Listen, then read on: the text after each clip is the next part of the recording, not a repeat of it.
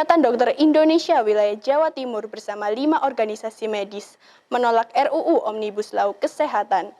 Mereka menilai aturan yang telah masuk program legislasi nasional tahun 2023 ini bisa mengancam keselamatan dan merugikan masyarakat.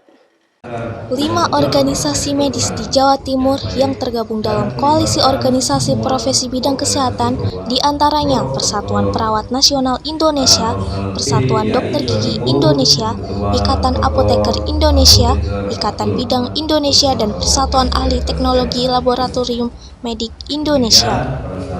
Ketua IDI Jatim Sutrisno mengatakan, koalisi organisasi profesi bidang kesehatan di Jawa Timur menyatakan menolak isi RUU Omnibus Law Kesehatan karena berpotensi besar merugikan kepentingan masyarakat dan bisa berdampak pada keselamatan dan kesehatan masyarakat Indonesia.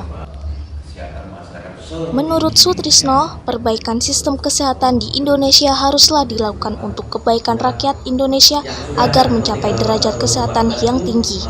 Di antaranya bisa dengan perubahan atau perbaikan undang-undang di bidang kesehatan. Namun hal itu harus melalui proses yang benar dan melibatkan stakeholder kesehatan, termasuk organisasi profesi kesehatan secara aktif sejak awal sampai akhir. Isu tentang Omnibus Law, Undang-Undang Kesehatan ini kan sudah santer, ada di mana-mana.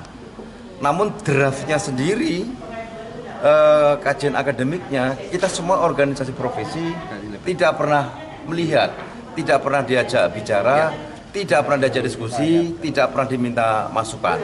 Padahal undang-undang ini nanti kita ini justru akan menjadi pelaksananya. Nah, justru yang beredar di masyarakat itu kan draft-draft yang mohon maaf tidak jelas ya siapa yang mempunyai draft itu, sehingga berkembang isu yang macam-macam. Kalau kita kaji dari draft-draft itu, banyak sekali kepentingan profesi, kepentingan masyarakat yang akan membuat tidak baik gitu.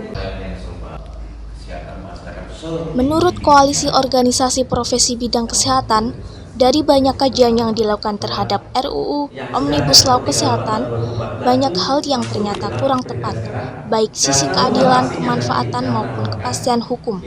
Dengan demikian, RUU Kesehatan ini juga akan berpotensi menimbulkan kerugian di masyarakat, terutama dalam aspek layanan kesehatan di Indonesia.